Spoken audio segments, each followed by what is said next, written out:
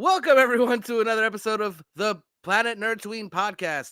Today, not only will we have the great Year of the Collector joining us, as he always does, as the co host, but we also today are welcoming a fantastic guest, one of our good friends, the man, the myth, the legend, JJ from the Indie Inkwell and other glorious I'm social all over the media damn place, platforms. man. How's He's it going, doing a lot of everybody? different Renaissance man over here. I must say, this is only the second time I've ever been on someone else's stream, and it's the first one that's been doing it live. So this is a very nice change of pace. I'm not the one having to worry about controlling everything and stuff. I get right. to just sit and hang out with And you and guys. I am looking like a fool. So now that is out the way, welcome everyone. We're really excited to be here today. We're going to be talking about something that's really important, but it doesn't seem like the majority of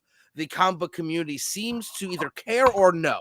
So today we are going to try and kind of explain why we think this is such a big deal, what is the big deal, and what this means for the whole comic book community, but especially the indie comic book community. And with that, anyone have some opening arguments or opening words they would like to say before we really get running here?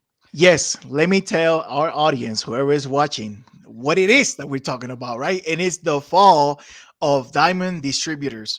If you don't know anything about comics or you don't know anything outside of like the actual hobby, Diamond was like basically the number one distributor for all comic books for the past close to 30 years, right? They They had pretty basically, much a monopoly on the industry yes, that for those that 30 is years.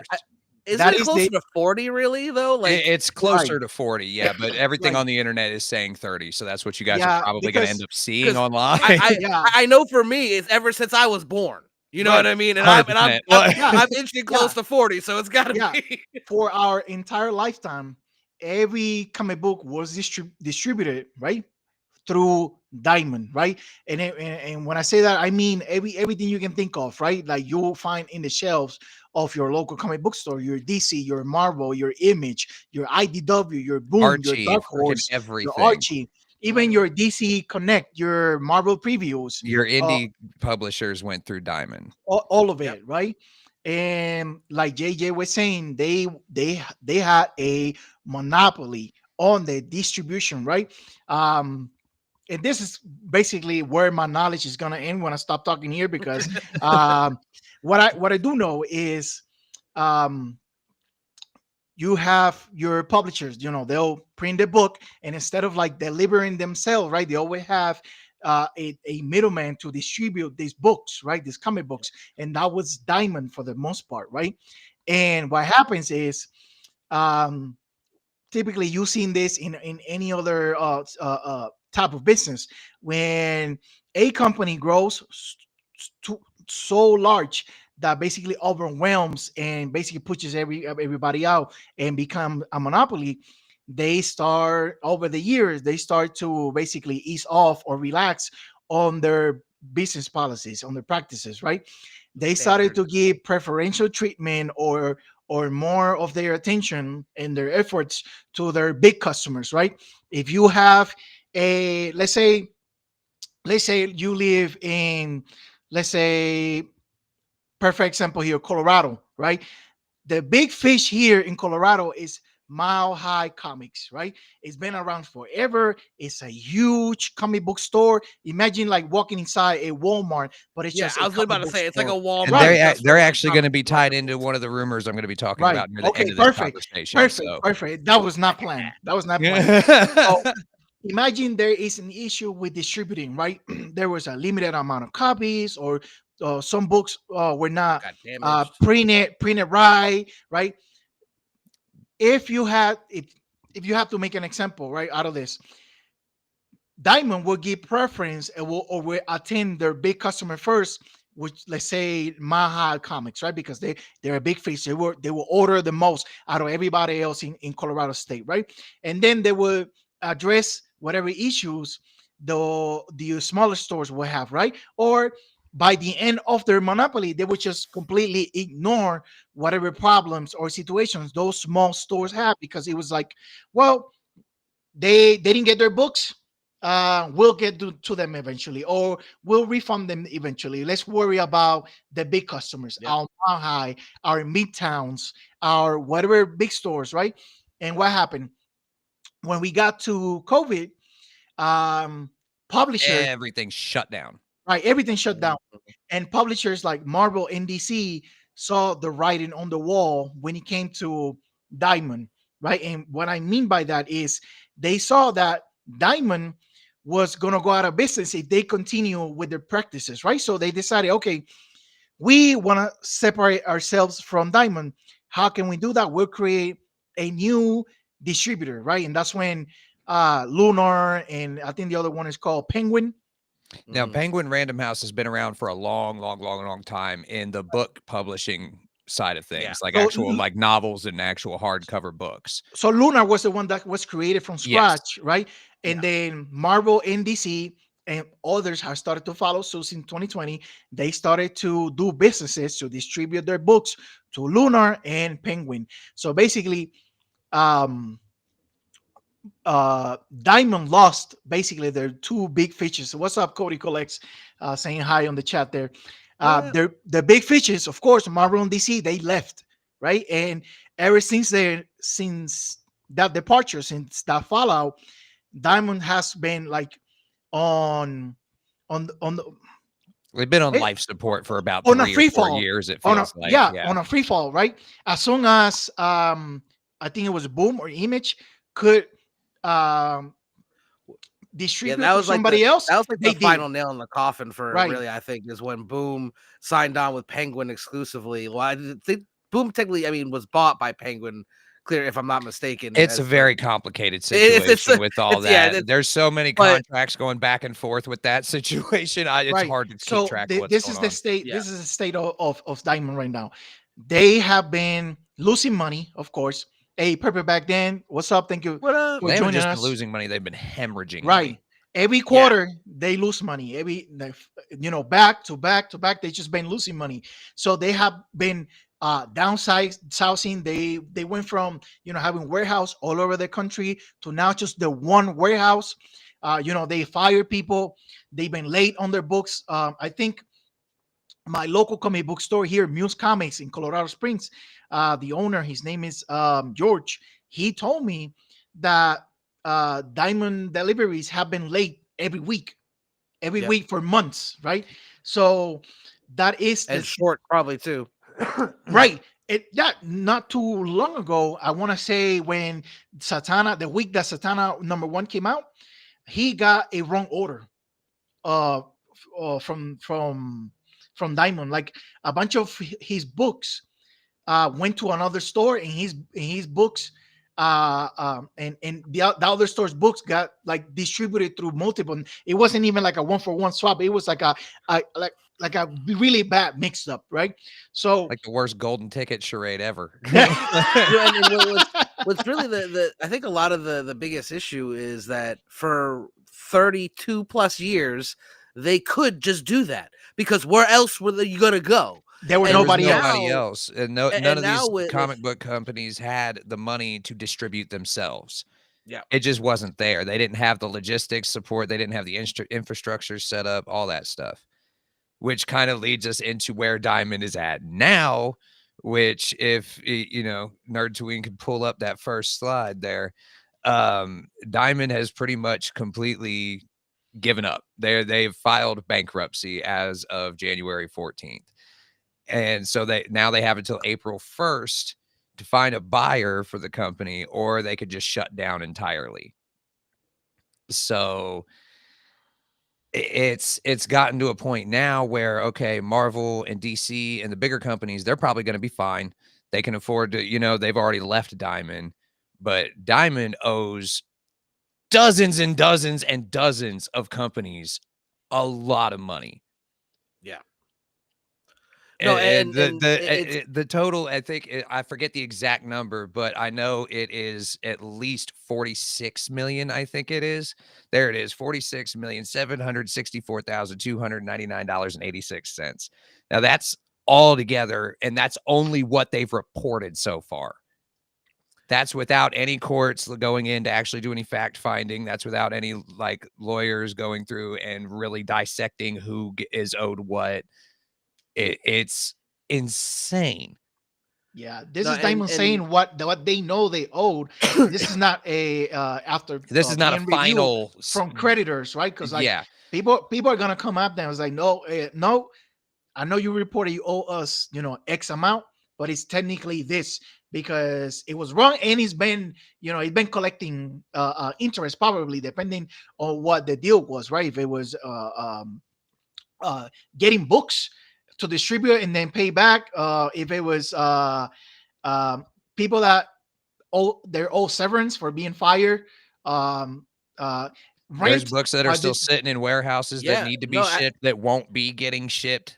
There are ever companies saying like I know Atlantic Press, they have just said they're putting a halt on all of their creator owned projects. This is Black Panel Press. This is another company, but their publisher is saying that Diamond owes them alone $28,000, saying that our distributor Diamond Comics has filed for bankruptcy, owing us over $28,000 altogether. We need that money in order to pay our authors royalties and to print our upcoming releases, plus everything else that goes into running this business. We have a plan to set things back on course, but we need help. So we've started a GoFundMe campaign to raise donations to get us through the next few months. Let me tell you, The fact that these company owners are having to start GoFundMes because Diamond doesn't want to pay these debts back is crazy. No, and as someone who has gone through the process of printing his own book and working with a smaller distribution company so that I can get my book distributed. If I was screwed over for 28 grand, that is the end of not only my comic, but my life. You know what I mean? Like, it's not like, right. That's that's a car. Yeah. Yeah. Exactly. And like, I know in the grand scheme of things, you think, okay, that's a company being owed that money, but that company can't pay the people that work there if they don't get that money. These companies' profit margins, you think a restaurant's razor thin? The profit margins in the comic industry are like even thinner. Nothing. Yeah. And that's the thing about it's literally you make your money back and just to be able to put out the next to put out the next book. Like now, I was interviewed over 300 indie comic book creators since I've started in this whole scene since 2020. And every one of them have said that. That's the thing about small publishers, right? They have overhead, right? If they have an office, if they have employees, like in the quote said, they have to pay those writers back, those royalties, the artists, right? And whatever money was actually made from the last series or the last project, it has to be invested, not just paying on the overhead of the business, but on hiring the next crew, the next creators, and putting money to put out the next book, right? It's just printing a book, printing comics is not cheap. I mean, it's not uber expensive, like, of course, but it's not cheap, and it's like only we said, getting worse. Marvel and DC, they'll be fine. They have billions of dollars behind them.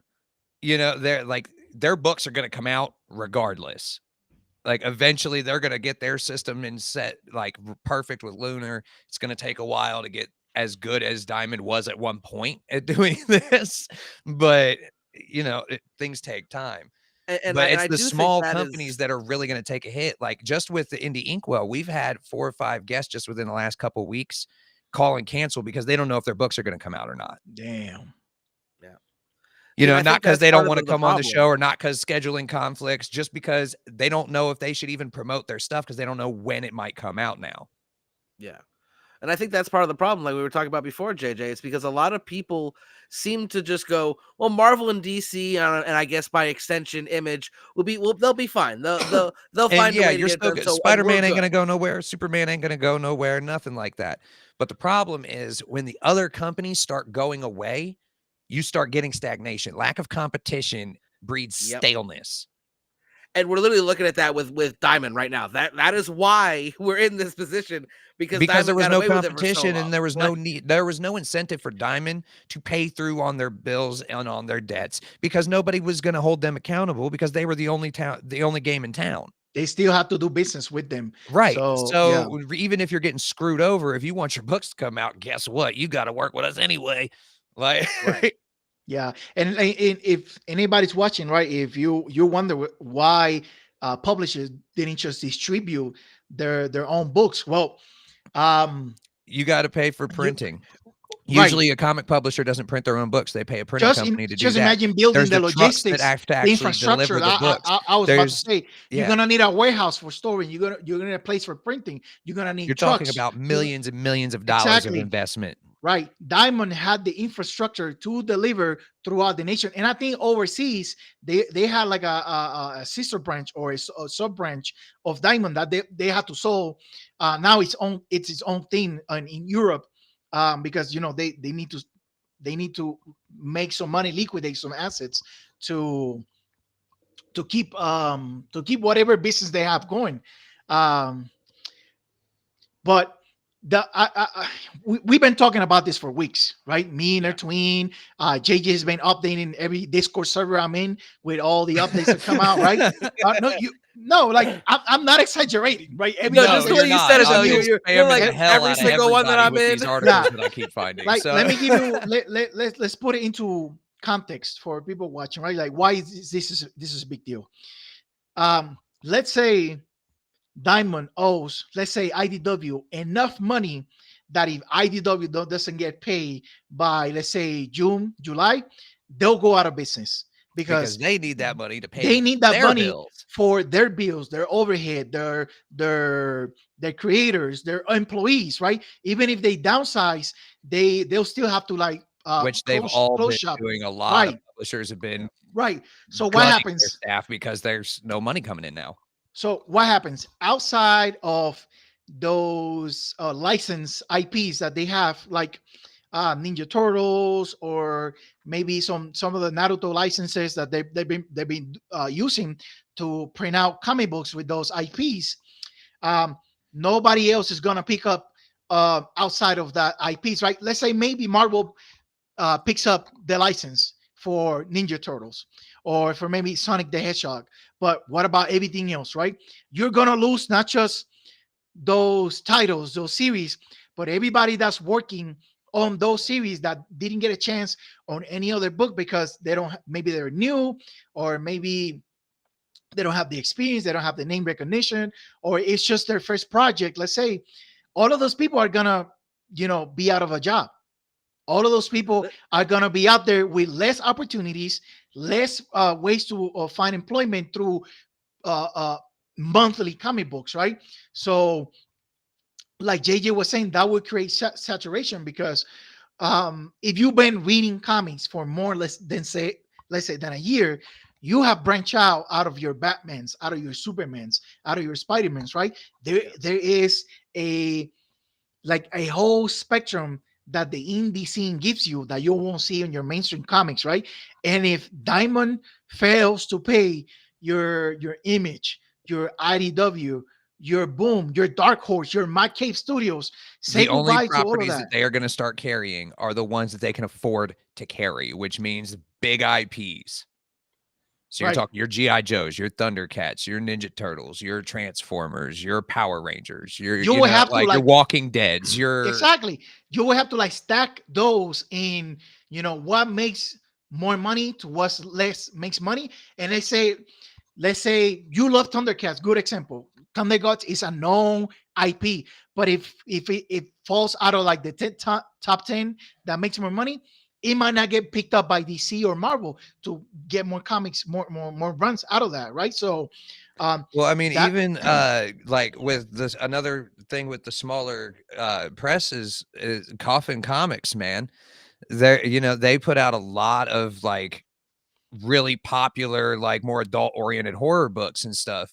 And they're in the same boat, following the Chapter 11 bankruptcy. They're adapting to ensure fans and retailers still enjoy their titles without interruption, but effective immediately, they will no longer be fulfilling purchase orders of one of their most popular books, Lady Gunfinger.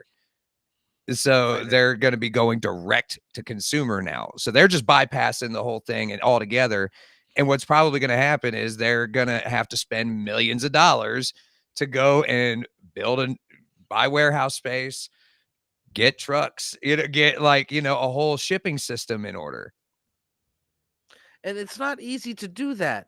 Trust me when I tell you, as someone who does everything for his book, it is and this is just with 100 copies. I think my Ash Kid, I did like 50 copies. My Here Walks Monsters, that of everything that I've been told is true, went to print today. That's everything I'm told is true. That's the rumor. It went to print today. Let's put it this way: they have my money now. So it better be today. But see, with this, even with the direct to consumer, that can still present issues, because if a shop can't afford to buy wholesale direct from them, then they're just not going to carry their books. Yep. So even these companies that are trying to adapt, it's going to be a struggle at first. Yeah. And there's even like my local comic shop, they did buy into my book to get copies in their store. So like for them, like they're lucky that I can just hand deliver them. Like, right, but now consider places, that if a shop in, say, my neck of the woods up in Columbus, Ohio wants a box, you can't hand deliver that shit up here. No, and it's going to be it's going to cost you like a couple $100 to ship a box of comics up there. Easy. Even if you're only doing like, I did retailer bundles for like 20 copies like that, I could probably keep the shipping under $50. You know what I mean? I could find a way to make that work. You know what I mean? Right. But anything more than that's only 20 copies. Like, and that's not even going to make it your profit margin at that point. So, I mean, profit margin. There is no profit margin. like, I mean, like that's we were not even enough to stack up money for your next book. You know what I'm saying? Oh yeah. Like, that's the thing with that. And trust me when I tell you, that eats into it. Like a lot. I think out of all the money I got from the Ash Can, I think like 12% was shipping alone. Like, what do you mean? Like, right. it was only 50 bucks. A one-man operation. I mean, other you than don't have to pay employees, you don't have to pay overhead for a location. Yet. Right. And that's right. Like you said, yet. Like that's why I'm saying, I've actually joked around. Like, I'm happy major being a small company. Guess what? You're also going to have to find a way to do yourself. You're gonna have to find a way to distribute your shit. You're on your own. Oh yeah. No, I'm so lucky because, like I said, I signed on with a small up and coming distribution company that's helping me out a lot with this. They negotiated everything for the printing not and everyone's gonna be able to find that easy. So no, I mean, let me tell you, we had T.S. Luther on for our last episode, part 1 of our last episode, and we were talking off air, and he's like, man, I do everything through Diamond. I'm screwed. I'm like, all right, hold on. I might have a solution. Message this guy. But that's what it's going to end up being, is word of mouth from creator to creator, and how people actually navigate through this situation. Because, I mean, if you go to the next slide, even Atlantic Press, like I was mentioning earlier, they are in a situation like everybody else. Diamond was their major part of their income. 40 years of our existence, 40 years they've been going through Diamond.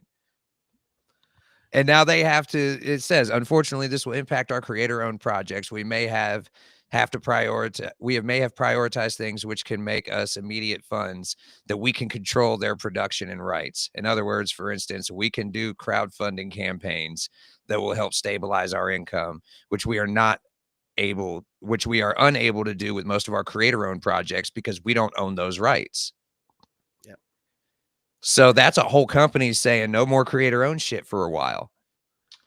And how many creators does that put out of a job? How many writers does that unemploy? How many editors? How many artists? How many inkers? How many colorists? How many letterers? How many? The list goes on. It's like, and I think that's another part of the whole issue with this situation is, I don't know if a lot of people really genuinely know or even really care, which is fine, that all that goes into making comics. It's a lot. And, I know that it's not, And paperback, I just everyone's want to problem. make something clear real quick. I am not a legal expert. I am not a tax expert. I am not a bankruptcy expert. I don't know super like financial details of how all this stuff works with each individual company, because every company has a different contract with their creators and their team. So it's different for everybody. I was too busy hitting buttons. I didn't even see half of this chat. I'm sorry, chat. This You know what? is I'm sitting here reading and from now listening on, and that's on talking you. like that's on me. I was gonna say this. If we want to be optimistic about it, right? This is the perfect moment, and this a conversation I had with my local comic book store. oh, you're good, paperback. I wasn't sure what was. This is the perfect time for entrepreneurs or business-minded people to pull some money together, to raise some funds, to get some investors, and create a new, Lunar 2.0. 2.0. Let's get And it needs to be done with the creators. The creators need to run that and at least have a hand in creating it, because if this is also an opportunity for a lot of sharks to move in. Yeah. Right. This is also a lot of opportunity for a lot of desperate people to get taken advantage of. Yeah. Yep. But well, again, trying to be. Yeah, I am. I'm with you. I'm trying to be optimistic as well, but I do want to put that kind of reality out there. Like, this you're right. Can go a lot of different ways. Some hedge fund could like come up with a new, take advantage of the situation that people are desperate, and then they see a quick buck to be made, and there's no telling what they'll squeeze try to do. or squeeze the life out of the small publishers. Right? We get in, we take the debt, we'll pay everybody out. Now everybody gotta, we'll buy all those contracts. Now you gotta work for us or work through us, and we're gonna raise the expenses, raise the prices, like squeeze the money out. Which is going to drive out creator-owned properties, because no creator is going to be able to afford to buy into it. Yeah. What I think is the biggest worry that's going to come from this, at least in my perspective, as a creator, I feel like this is a perfect time for sharks to come in and try to convince smaller creators to let them help you, but then they own the IP. Or a very significant percentage of the IP. Right. That is what, in my head, I'm like, if I was a bad guy, how could I manipulate the situation? I would be like, well, if I had all this money, you go in there and say, hey, we can help you print it. We can help you get into the previews. We can help you get into shops, but we own 75% of the IP. And we want 15% of your profits. But that, to some people, that's enough of the dream. Like, I'm not in it to try to make a lot of money. And we talked about with TS, if you're getting into comics to become extremely wealthy, you're in the wrong business. Yeah, you in the wrong game. But all right, so that being said, I think there's definitely people need to be very careful right now. Don't do business with anyone that you don't trust thoroughly. Do your research. Here, paperback Dan, he's bringing up a good point, and I wanna put it out there. I want to ask this, right? If you're watching and you're wondering, okay, if Marvel and DC saw the writing on the wall and they left, right? Why those smaller publishers didn't leave immediately with Marvel and DC, right? Why are there still publishers distributing their books through Diamond almost 5 years later? What was the reason that they haven't left there, and their companies are still relying on Diamond? There's multiple reasons. I think the two biggest contributing factors is that one, the reason why Marvel and DC were able to do it is because they have billions of dollars to go ahead and do something like that. They bought themselves out, basically. Mm-hmm. They bought themselves out. It's very easy for them to take a $250,000 loss on a debt and write it off. A smaller company can't do that. And then another big issue is that for these almost 4 decades, the majority of the ordering was done not only through Diamond, but through Diamond's systems. And in these comic book shops that have been open for a long time, especially small, it was the only comic book ordering database for comic book shops. Only way to do it. So they have decades of business done through there. So if you want to try to get off of Diamond, you have to figure out a new system.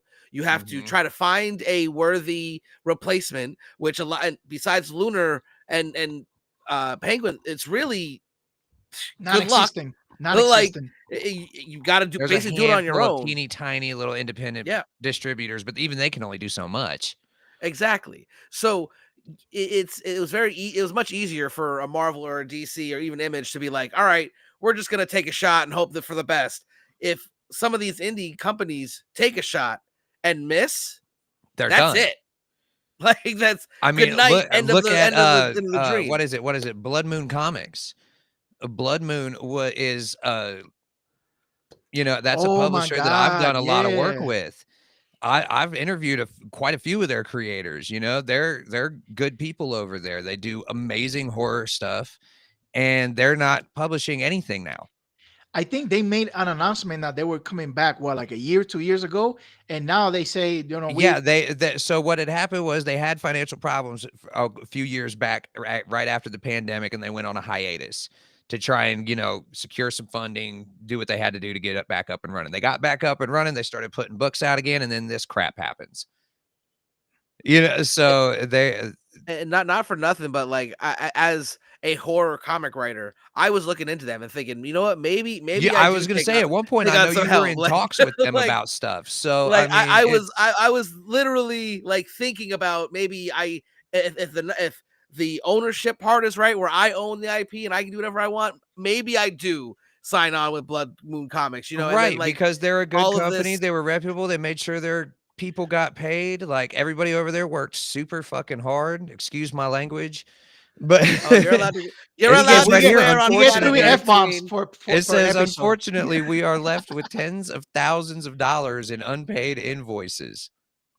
Tens of thousands of dollars to a small company it will shut them down. Yeah.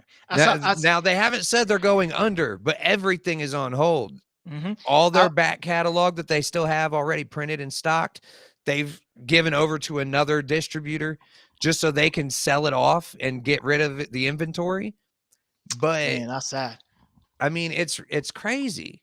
That's sad. Putting all that work, time, effort, You can't even order anything on their resources website now. You in. have to go to this other spot. I think it's called Sunburst or something like that. If you go to bloodmoon.com, it redirects you now. Bro, it's sad because they put all that work into coming back, being financially able to coming back for this to be like out of their hands, just for this out of to their knock control. them right back down. That's terrible. Now, thankfully, like I said, they haven't said they're actually out of business, which is a very good thing. They need to stick around because we need as many indie publishers as we can put out there that are doing legit good business. Like, yeah. Yeah. People need to understand, like right? If I'm sorry, Nerdtooine. you good.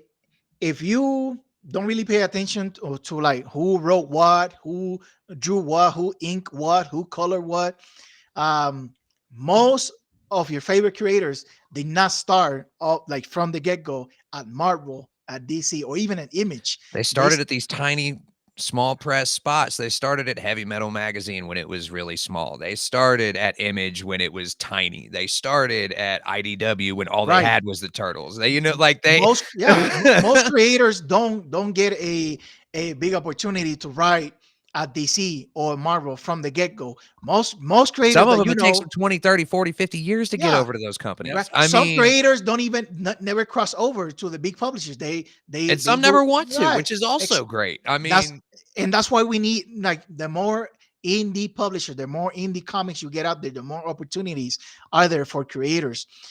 Paperback has a question. I think we addressed this at the very beginning. 100% laziness, complacency, incompetence, and prioritizing their big customers over everybody else is what led Diamond to where they at now, right? Like the example I gave earlier. If you take Colorado State, for example, they will always give priority and solve any issues that they have with Mile High Comics compared to like a small shop. Compared to the shop I used to go to that closed down a year or two ago, Comic Town. They got ignored. They got shipments completely just ignored. a Yeah. lot. Like, And there would be weeks where no DC books came in. There'd if be you don't, weeks where no Marvel books came right. in. Like, And then like here's the problem with that. Where for your smaller stores, for people that don't actually like know the logistics or the business side of this, right? Let's say Nerdtooine owes a huge comic book store, right? And his books are always in time.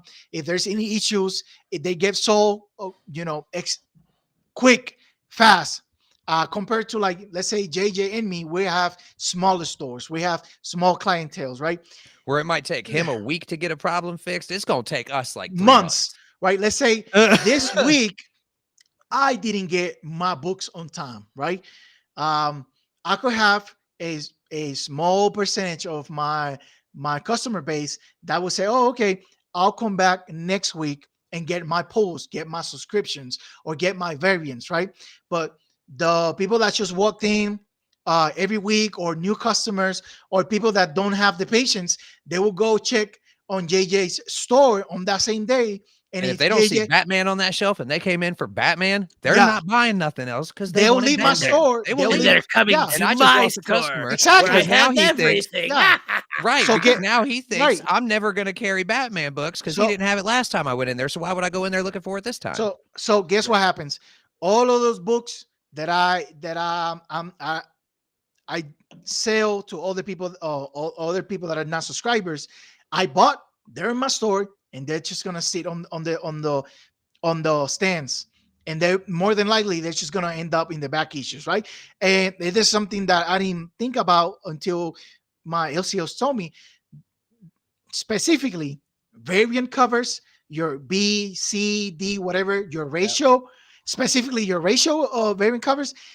If you don't sell them the week they come out, forget You're about not it. selling them. They're gonna go, yeah, because if somebody comes to my store and I don't have like the B variant, they'll go to your store. If you don't have it, they'll go to the big store, and more than They'll likely probably they, have it. yeah, they'll have it. I lost out on that sale, and then I lost out on that money that I invested on those variant covers. So it's like it trickles down heavy Quick. towards the bottom, right? It's not like, trickle down economics that exponentially you get some of that money coming. No, the At least effect. theorically, that's how the trickle down Right, system works. yeah, theoretically, right? I didn't. That's We a don't have to whole get other into it. podcast. We know it doesn't work, but in theory, that's how people expect it to work. But in the comic book side of the business, I think I it, broke nerds. the way it trickles down, the loss is heavier towards the bottom, right? Yeah, Towards 100%. your Yeah. local comic book store that has a handful of people that that have subscriptions. That there are people that do this, that pull 20 books every week. They'll come out and they say, let me get my pulls, and they'll go put them back on the shelves. People do that, right? Yeah.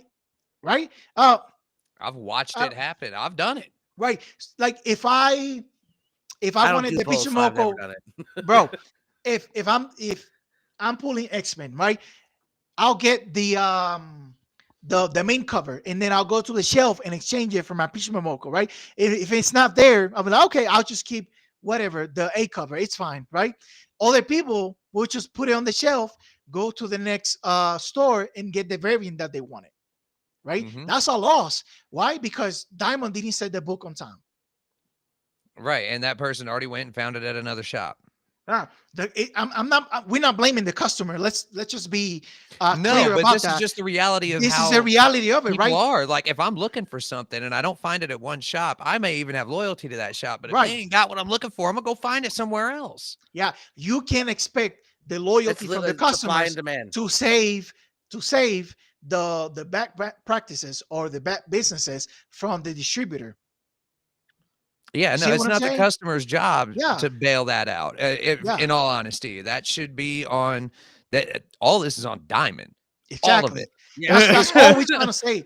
That's all we're trying to say, right? Like who And to your point with shops, especially if you go to this next one, like there's companies that have return policies. So like if there's unsold copies of stuff from Dynamite or Distillery, you can send those back as a shop owner and recoup some of that loss, and then they can put it on their online store as inventory that they can sell direct. Yeah. Like all it is like stuff that didn't sell at the shop. It's perfectly fine. It's probably not damaged. It's probably never even been looked at or touched. but you can't do that. If Diamond goes, you can't do that anymore. And if you look at like what was said on the slide here, like smaller prints like Massive and some other smaller publishers, that's either going to be strictly subscription or special orders only. Meaning if it's not on your pull list, it's not going to be in the store at all. They're only going to order as many as they need to order. See? Oh, excellent point by exactly Paperback Dan, right? Dan. Let's say you go to my store, you go to JJ store, you didn't find it, you say, okay, I'm not gonna run around town anymore. I'm just gonna buy it online from eBay, from Amazon, or whatnot, or whatever. Yeah, or whatnot, right? And then that money that was supposed to go to the local economy, right? To your local businesses, it's gone because the distributor didn't send that book on time or didn't, right? Like, if there's been occasions that I go to my store and George will say there was an issue with the delivery, not the shipping, the delivery. It will be here on Friday. I could be, okay, I can hold on till Friday, right? Most people can wait a day or two, no biggie, right? But if I go there and my store says the books are not here, we don't know what happened. We reach out to Diamond. We don't know where they're going to be here. Most people are not going to wait. And that's what I've heard so many times at comic shops is, yeah, we've called them, but, you know, you can't get nobody on the phone. Or, yeah, we've sent an email to our rep, but nobody's gotten back to us. Or, they got back to us, but they haven't done what they said they're going to do. So I'm still waiting on it. Last week, they said this week. This week, they're saying next week. Next week, like it's just a never-ending chain of bullshit. I actually spoke to one of the local comic shops, the owner. I was talking to him about it, and they had an issue because they're going under the Diamond program. The thing we were talking about earlier about what they used to order all just their went software, down. All their logistics. It just went down, and orders were lost across the board. So they reached out money to that's their already rep. been spent. Exactly. They reached out to their rep and was like, so we wanted to confirm our orders in. And the rep told them, like, we don't have any record of your order. What are you talking? What order? And they've already paid for said order, mind you. So luckily he had a backup because he's kind of OCD like me and backs up everything just because. And he was like, here, I just sent you the email. That's my order.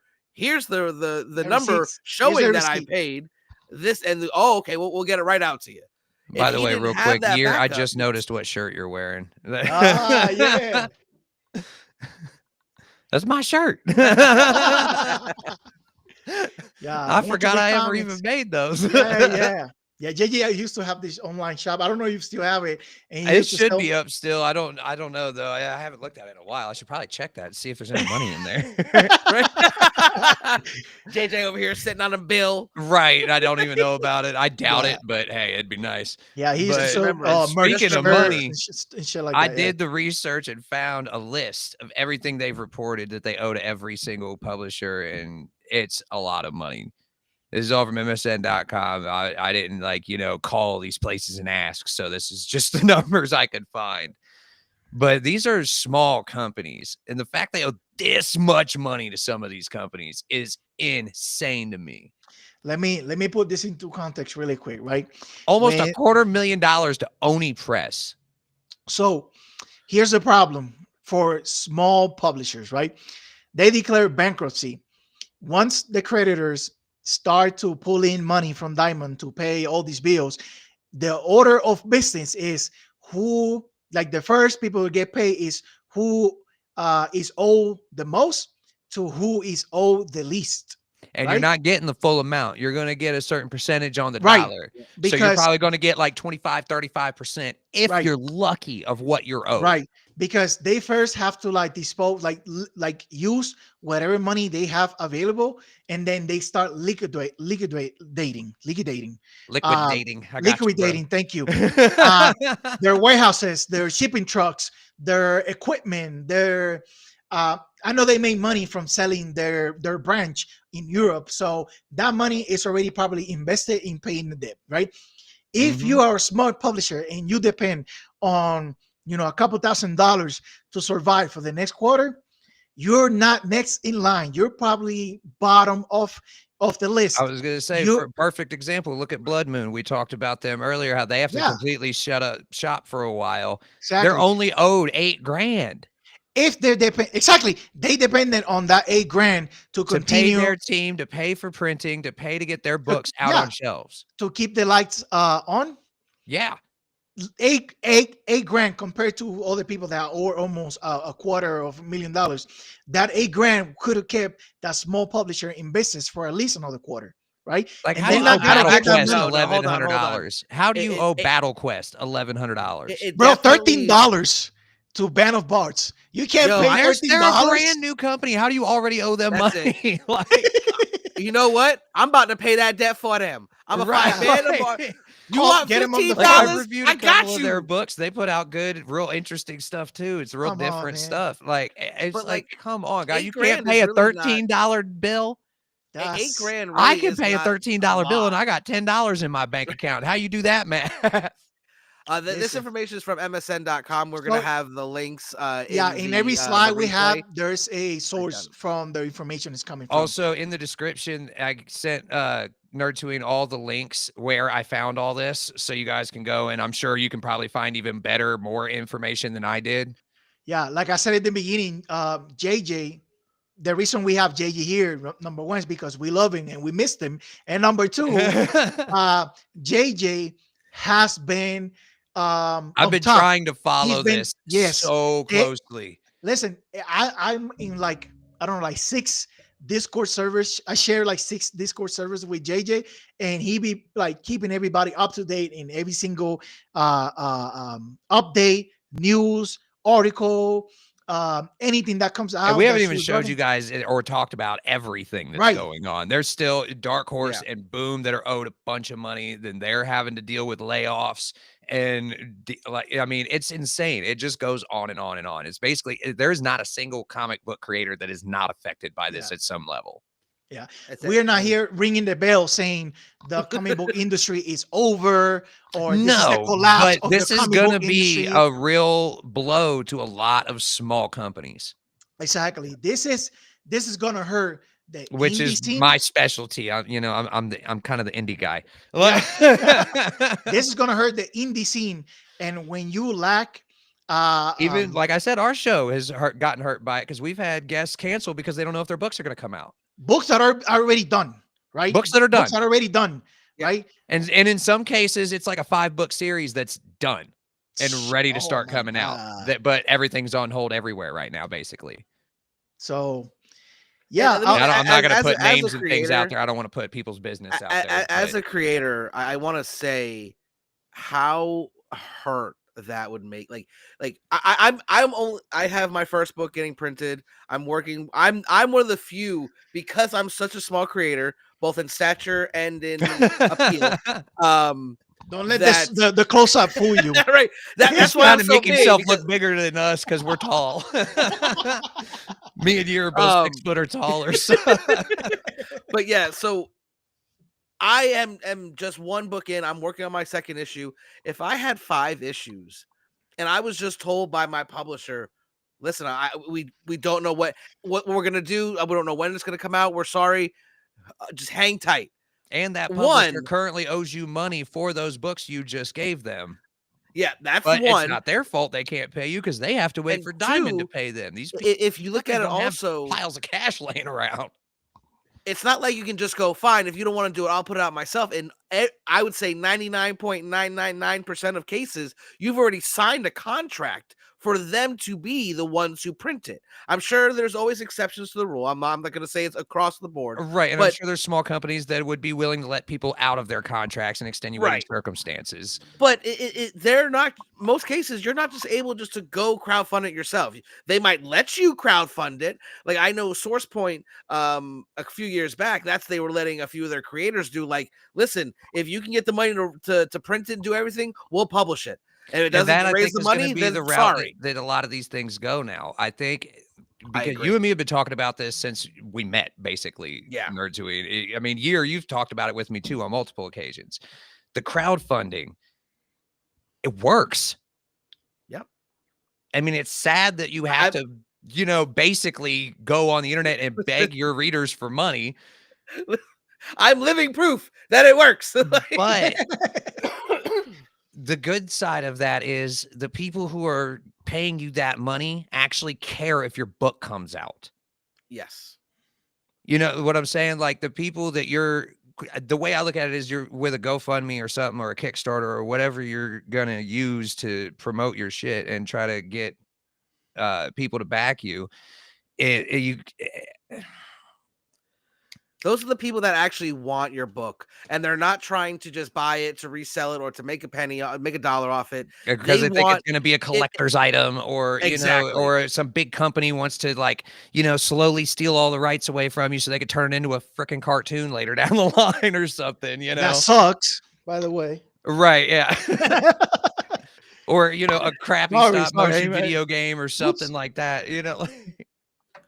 And I think that's a lot of things that when we look at the comic book industry as a whole, even the Marvel and DC have gotten exponentially better in the I maybe call it the renaissance of indie, where all of these indie promotions started coming up out of nowhere and delivering great titles. And I want to send a little gratuitous shout out to James Tynion, because I feel he was a huge catalyst in making this happen. When someone of his capabilities not only creates something like Something's Killing the Children and puts freaking that whole studio on the map, and then you look at him leaving DC when he's writing fucking Batman and Joker. Who walks away from Batman and Joker? Like, somebody who wants more creative freedom over their properties. And what he did was he went off on his own. He started releasing some of his own stuff through Substack, and his fans, like me, backed him when he did that move. We gave him a whole bunch of money, and he used that to basically launch as a super backer. I get what paper launched Distillery, and Distillery might be the one saving grace from this entire situation. If you want to try to find like a glimmer of hope, because it's a successful model that other indie creators can look at and be like, okay, it's possible without Marvel and DC. I can do this and find a way to make a living off of this without the big companies. Yeah, you just have to find that small loyal audience that's willing to invest in you instead of looking for these major billion-dollar companies to invest in your project. And when they don't care about you as a person or your actual creativity or your art. I mean, listen, wouldn't you rather have the people who are going to end up with the book in their hands in the first place be the ones who helped you make the book a physical object? I am like a super ridiculously small creator, and I was able to raise for an ash can and an issue 1 over $5,000 to be able to print my books. And it's because I'm a nobody. All I did was put in the work. Yep. You went on like a podcast circuit, dude. Like for that ash can, I've never seen somebody put so much effort into getting an ash can backed. An 8-page preview comic. Like, it's not even a full comic book. When I tell you, like, a lot of people say the pandemic was a horrible thing for them, and it was a horrible thing for the world, and a lot of bad things happened. But it honestly saved my life, because it allowed me to refocus my efforts onto the things that I actually cared about.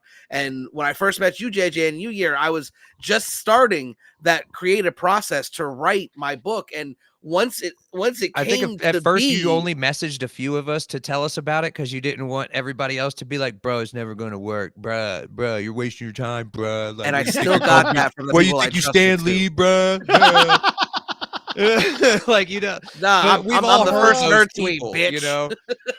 But we've all dealt with those kind of people before as a creative, whether you're just a content creator, whether you're making books, whether you're a musician, whatever you're trying to do something. Somebody out there is going to be like, bro, why are you wasting your time with that?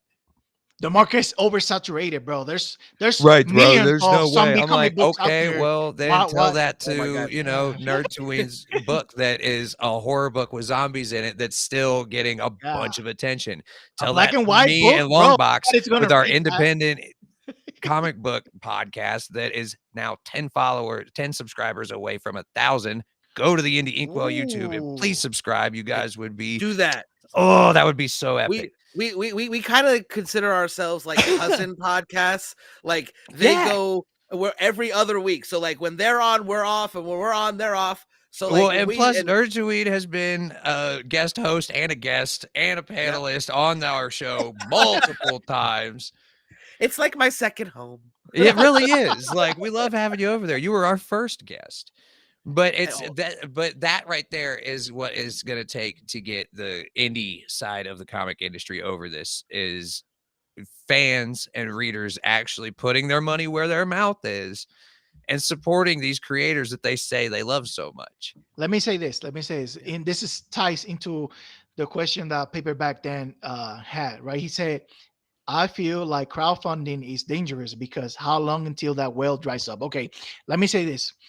Um, as somebody that kind of knows the history and the timelines of what Comics Gate used to be, um, if you look at what they did, right, outside of like their ideologies or politics, they used their platforms to crowdfund a shitload of projects, right? Number one. The only reason they fell off is because Foilies. they That failed. wasn't the only reason, but that was part of it. The main reason their crowdfunding startups and projects dried up is because they failed to deliver on time or at all on their books, right? If you go down the list of a lot of people that were Comic Gates creators or were sponsored or were given a platform through the Comics Gate people, they deliver um, 18 months out, 24 months out. There are projects that were fully backed, like, you know, they went over for hundreds of thousands of dollars that still to this day, 4 or 5 years later, have not been delivered, right? People that backed a Kickstarter, people that backed a whatever, um, and still to this day don't even have a digital copy of the book, right?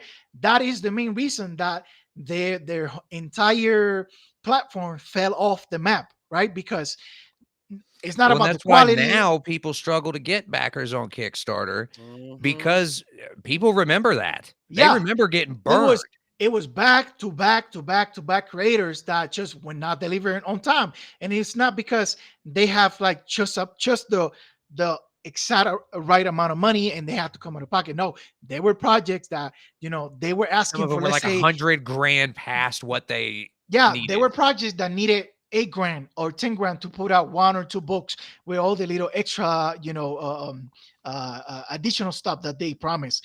And they ended up getting 80,000, 60,000, and they never put out the book or didn't put it out on time, right? And people got That, like stickers and keychains and shit.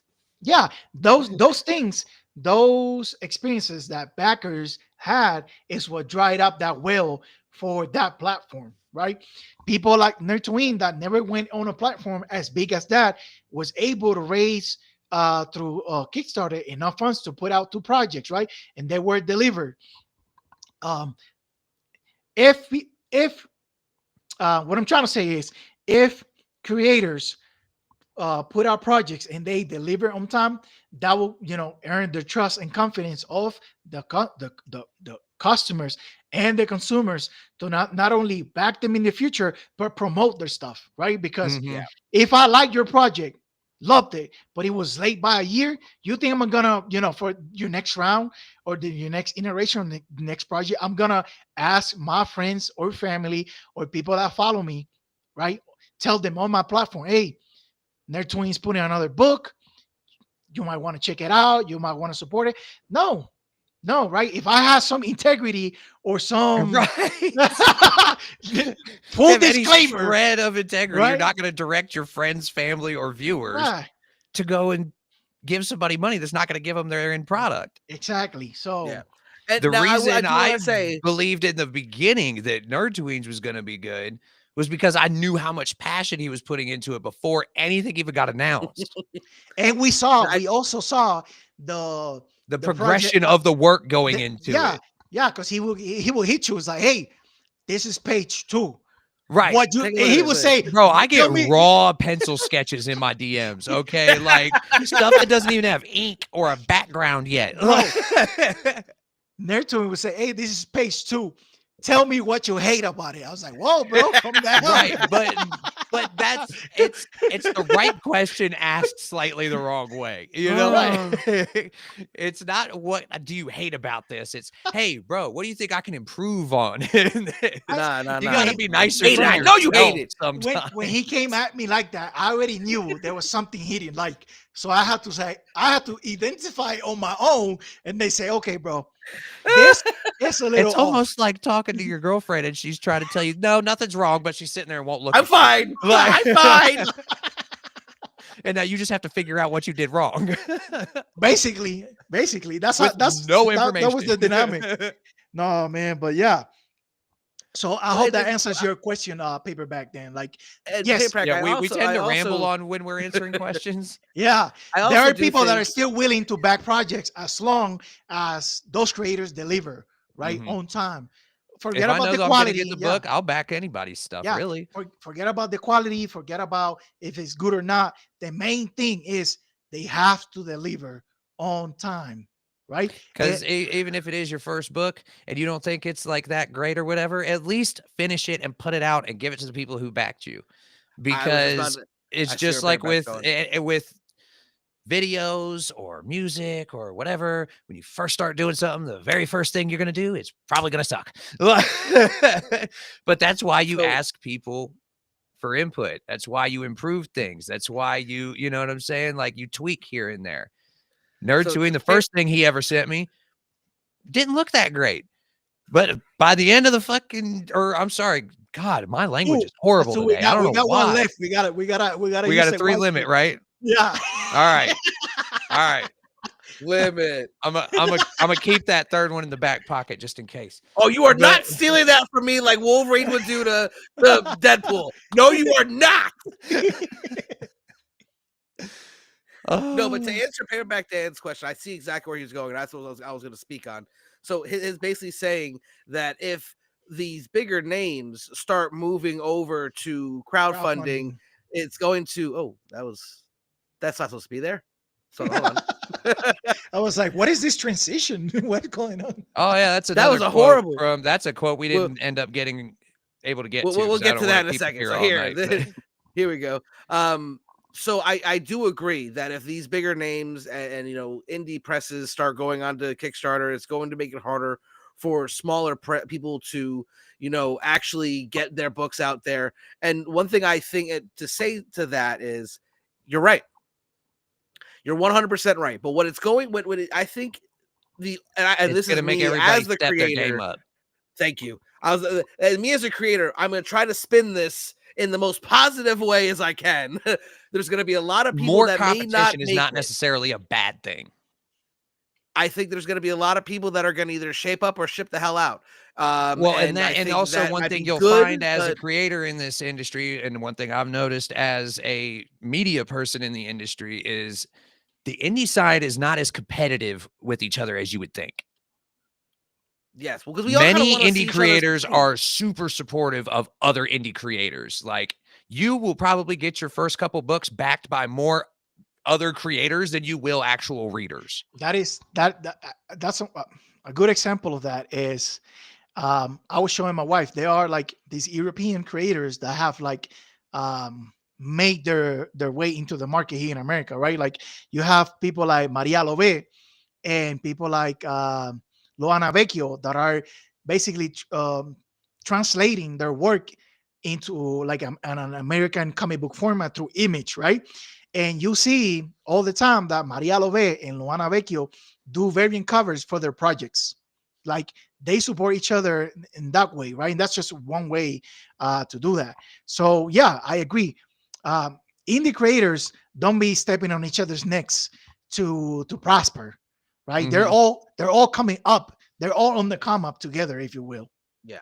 Yep, there's down in Cincinnati, you guys, if you ever watched the Indie Inkwell, you've probably seen me talk to a few of these people, but Cincinnati has such a huge independent comic book scene. It's insane.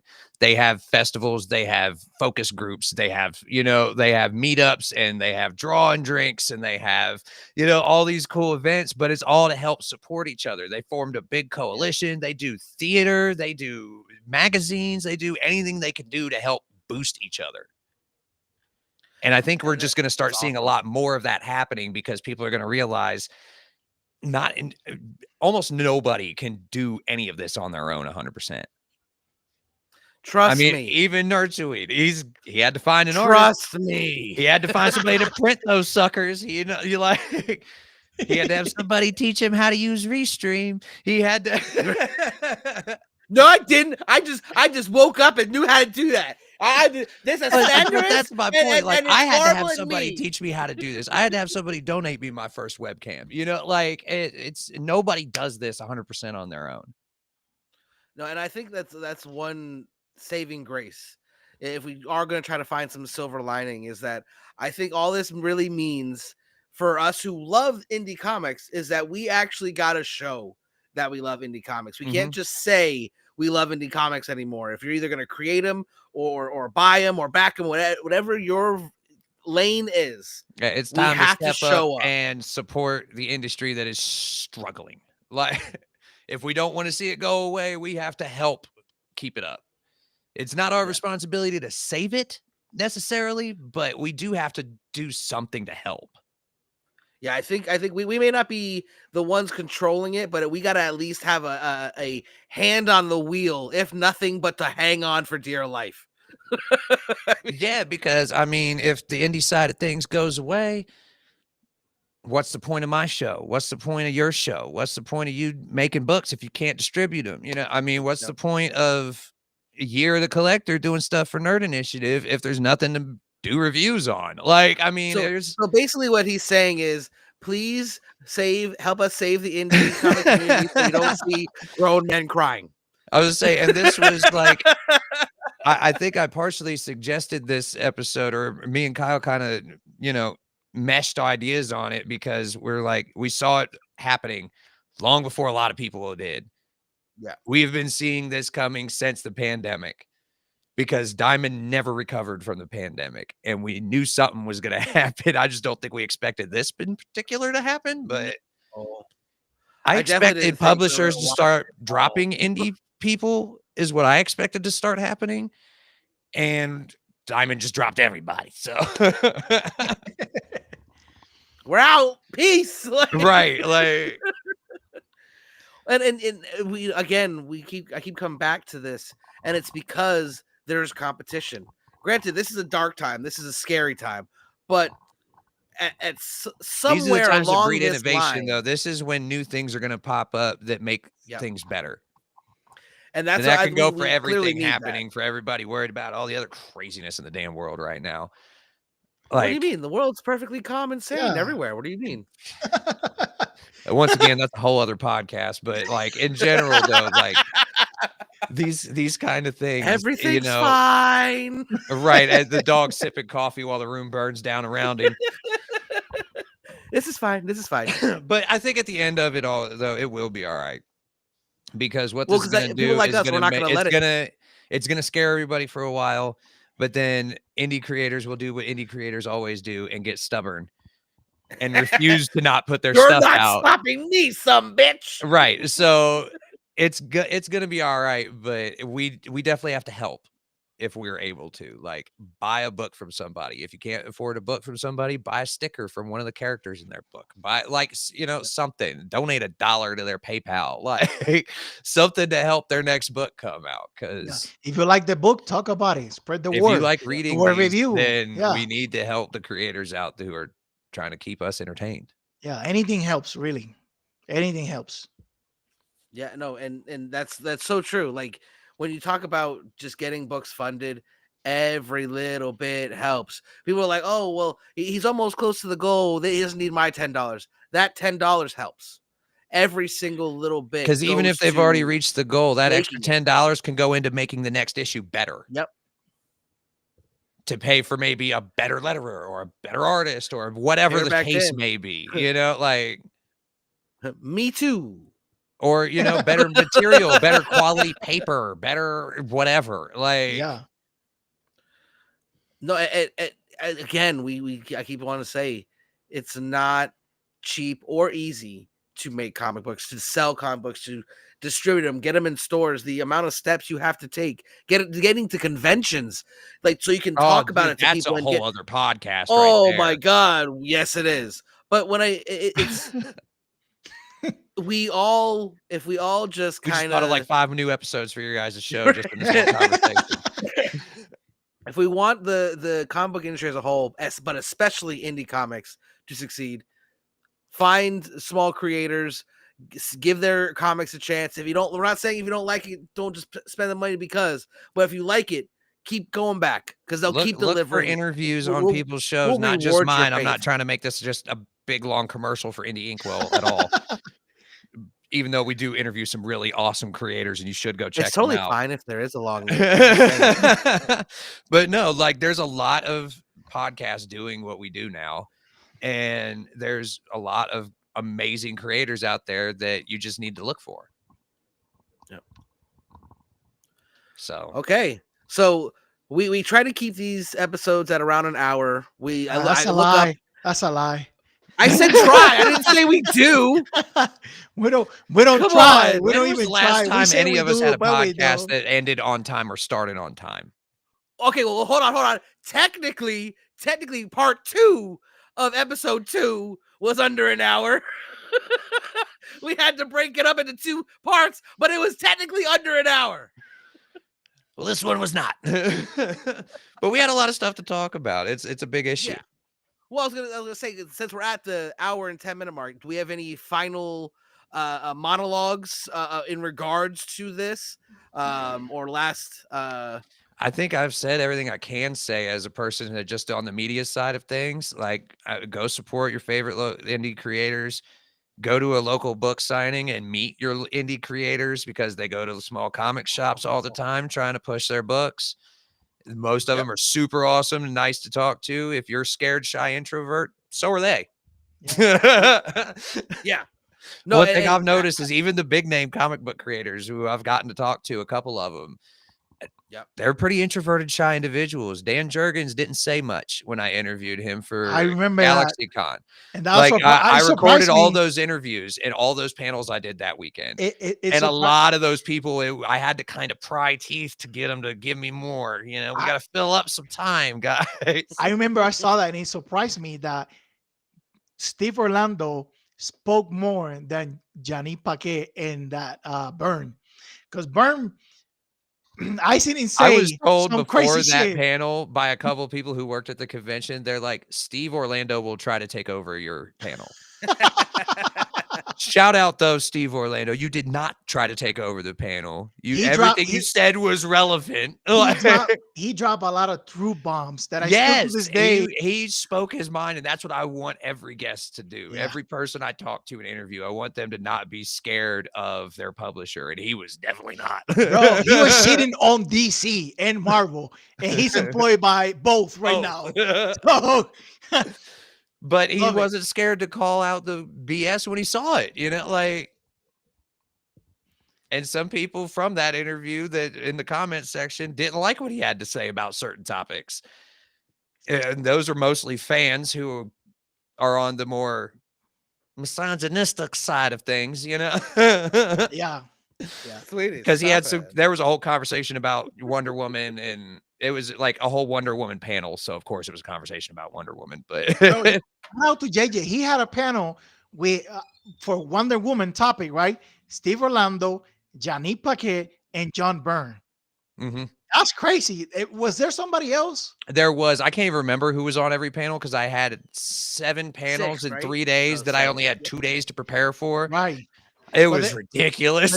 Bro, that was crazy. But they were all Wonder Woman creators. Because like the very first panel I had to do that weekend was Dan Jurgens. You know, like it was all Superman creators. It was all like the biggest Superman creators. The one after that was all Green Lantern people. So you had Ron Mars and Daryl Banks and like all these freaking legends. Then I had a Lobo and a Deadpool panel. So I got to talk to Simon Bisley and like, dude, like all these Ada Wong, like all these like megastar creators. And all of them are just nerdy introverts like the rest of us. except for Simon Bisley. Simon Bisley, extroverted nerd, very extroverted. You ask him a question, you will get a very honest answer. Tell people where they can watch all of that right now.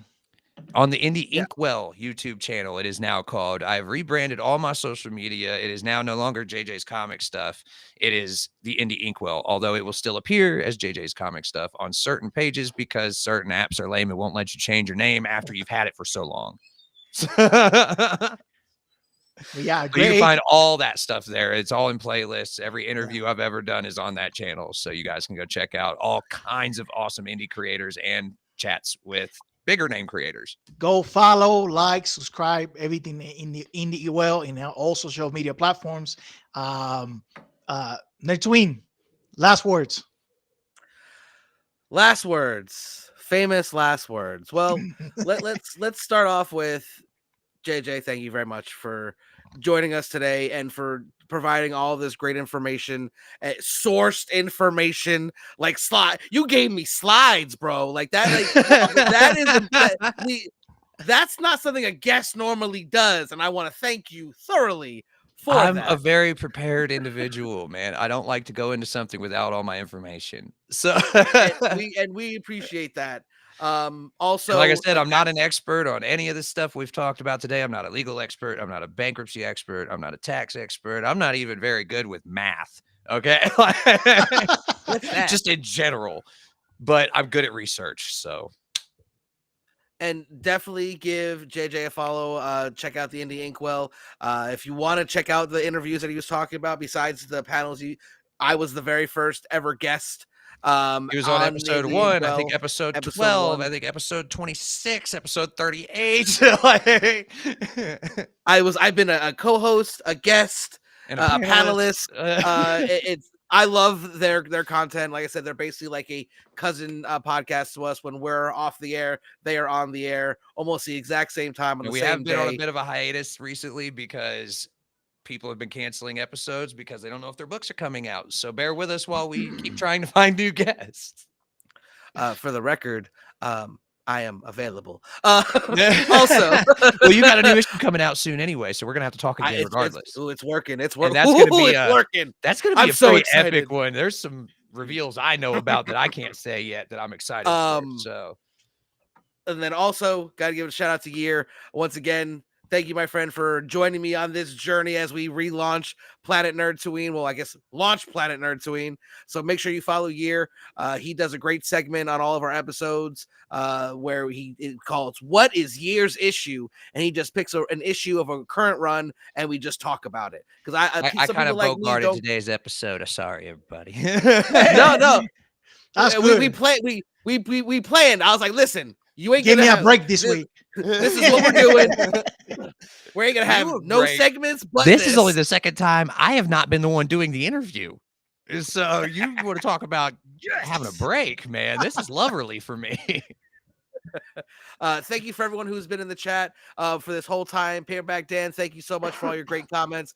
Cody Collects, always a pleasure having you guys in here. I'm sure I'm gonna miss somebody's name as I'm scrolling through here trying to say hi to everyone. And definitely give us a follow, subscribe. We're Planet Nerdtooine pretty much everywhere. And we will see you again in 2 weeks. And when we return, Year of the Collector is actually going to host that episode because he is going to be interviewing both me and the interior illustrator of my comic, Here Walks Monsters. I haven't even gotten to interview your artist. I haven't got to interview my artist.